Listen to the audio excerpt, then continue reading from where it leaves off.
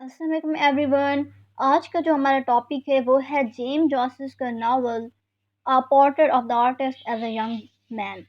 तो James Joyce जो है आयरिश जो है वो क्या थे, राइटर थे। ये नावल इन्होंने लिखा था 1916 में, a portrait of the artist as a young man. इन्होंने 1916 में इसको पब्लिश कराया था। लेट 19th सेंचुरी में डबलिन आयरलैंड में इसको क्या किया गया था, लिखा गया था। और इसके अंदर हम देखेंगे एक लड़का है स्टीफन, उसकी इंटेलेक्चुअल और रिलीजियस ग्रोथ को बताती है। ये स्ट्रीम ऑफ कॉन्शियसनेस के ऊपर बेस करती है, जिसमें क्या होता है थॉट्स का फ्लो, वरना द फ्लो ऑफ थॉट्स। और ये एक स्टीफन नाम के लड़के के बारे में है।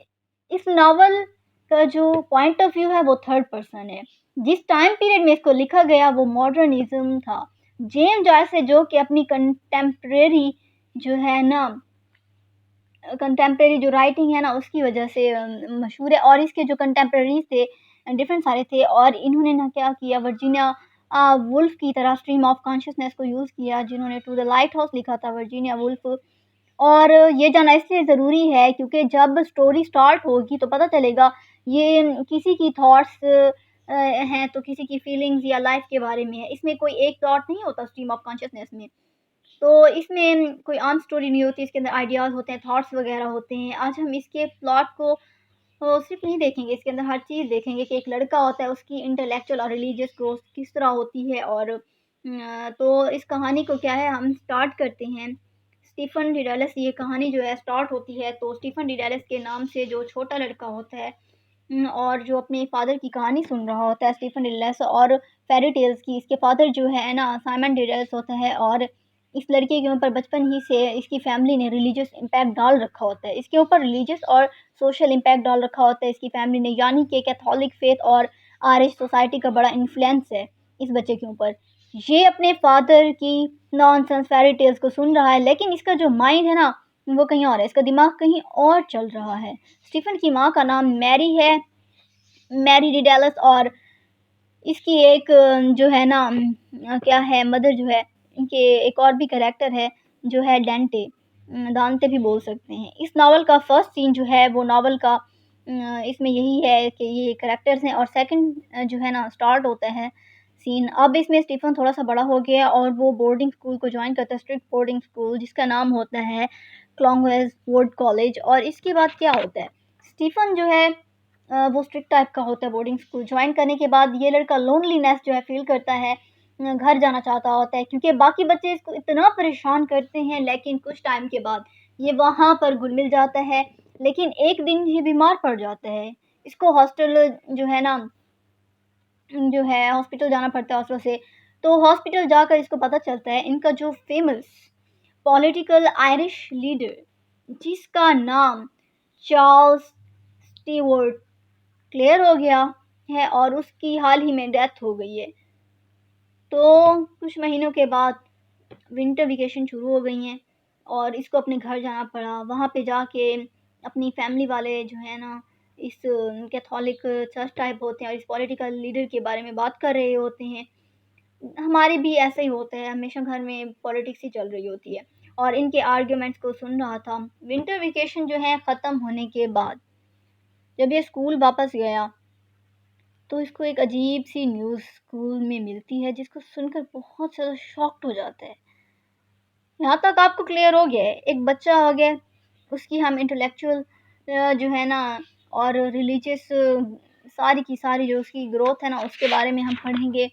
और उसके बाद हमने करैक्टर देखे, साइमन देखा, साइमन डिडेल्स, मैरी डांटे, उसका अंकल चार्ल्स होता है और एमा क्लैरी भी एक लड़की होती है स्टीफन को जिससे बाद में जाके मोहब्बत हो जाती है। और इसके बाद वो बोर्डिंग स्कूल जॉइन करता है और एक दिन वो बीमार हो जाते हैं और वहाँ पे हॉस्पिटल जाना पड़ता है। और वहाँ पे न्यूज़ चल रही होती है, देखते हैं उनकी पॉलिटिक्स लीडर की डेथ हो गई है। और इसके बाद विंटर जो है वेकेशंस हो जाती हैं और फिर वापस आता है तो देखते हैं कि घर में भी वही चल रहा है।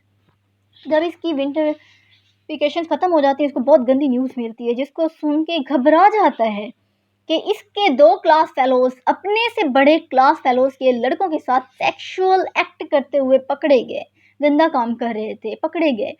तो इस काम से टीचर्स गुस्सा थे, इसलिए ये स्टीफ़न का तो बच्चा एक स्टीफ़न का चश्मा जो है तोड़ देता है। तो ये परेशान हो जाता है और टीचर जो है पहले ही परेशान होते हैं, उसने आके स्टीफ़न की बुरी तरह से पिटाई कर दी। स्टीफ़न को बुरा लगा कि उसके साथ गलत हो रहा है, तो उसके क्लास के लड़कों ने उसको उकसाया कि वो कंप्लेन करे डायरेक्टर से।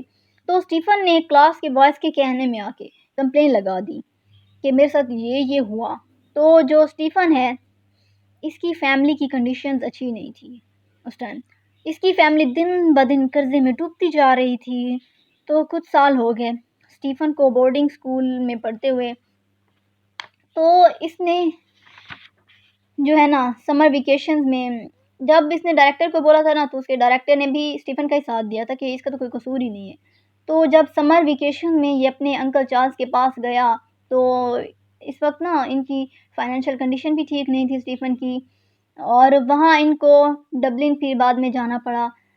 डबलिन जाकर इसको एमा क्लैरी के नाम की एक होती है लड़की, उससे प्यार हो गया और इस एमा के लिए इसने लव पोएम भी लिखी थी और ये कहानी जंप मार कर कुछ जो है ना साल आगे चली जाती है।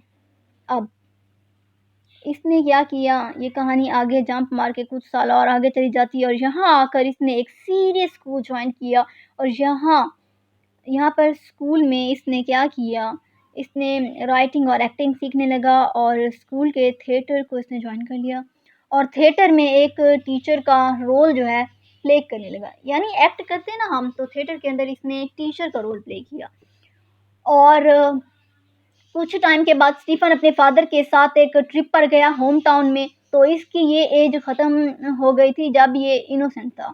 अब इसको अपनी सेक्सुअल डिज़ायर्स की परेशानी थी और इसको एक जगह से अवार्ड मिला, इसकी जो है एक्सीलेंस परफ़ॉर्मेंस के लिए। अब इसको पैसे भी मिले, इसको सुकून मिला कि बहुत सारा पैसा आ गया और इसने सारा पैसा फ्रेंड्स, फैमिली के ऊपर ख़र्च किया था और जब ये पैसा ख़त्म हो गया तो इसको परेशानी हो गई और ये बहुत ज़्यादा फ्रस्ट्रेटेड था।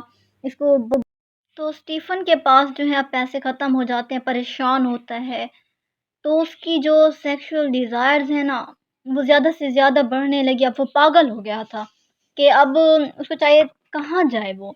तो उसने कहा अब मैं जिसके साथ भी ये डिज़ायर्स पूरी करूँगा मेरी तो बदनामी होगी। तो उसने प्रोस्टिट्यूट के पास जाकर अपनी डिज़ायर्स पूरी की। प्रोस्टिट्यूट मानी वेश्याएँ, तवाइफ़ नहीं होती उस टाइप की। तो उसने पहली दफ़ा वेश्या के पास डबलिन में जाके अपना फर्स्ट सेक्स एन्जॉय किया और इसके बाद इनका एक रिलीजियस ट्रिप जाना था।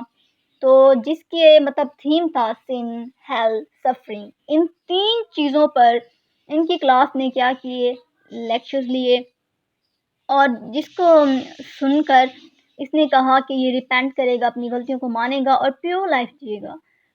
तो क्या हुआ, कुछ टाइम बाद इसके इरादे डगमगाने लगे और इसने और ज़्यादा सिन्स किए, ज़्यादा से ज़्यादा मास्टरबेशन किया, ग्लटनी किया, ये सब कुछ किया, ज़्यादा से ज़्यादा प्रोस्टिट्यूट के पास जाना, ये सारे के सारे गंदे कामों में इन्वॉल्व हो गया।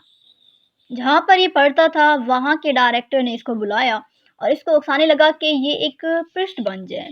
तो स्टीफ़न को रियलाइज़ हुआ कि ये लाइफ़ जीना बेकार है, इसमें मज़ा ही नहीं आता। तो इसने क्या किया, तो ये इस चीज़ से पीछे हट गया और यूनिवर्सिटी ऑफ डबलिन को जॉइन किया। एक दिन स्टीफ़न समंदर के किनारे घूम रहा था और इसने सोचा कि मतलब इसे ये सब बनने की बजाय राइटर बनना चाहिए। फिर इसने पानी में खड़े-खड़े लड़की को देखा और and he feels overcome Joy. तो इसका नेक्स्ट जो सीन जाता है यूनिवर्सिटी ऑफ डबलिन में, जहाँ स्टीफ़न ने एडमिशन लिया था, वहाँ ये वेल रिस्पेक्टेड स्टूडेंट बना।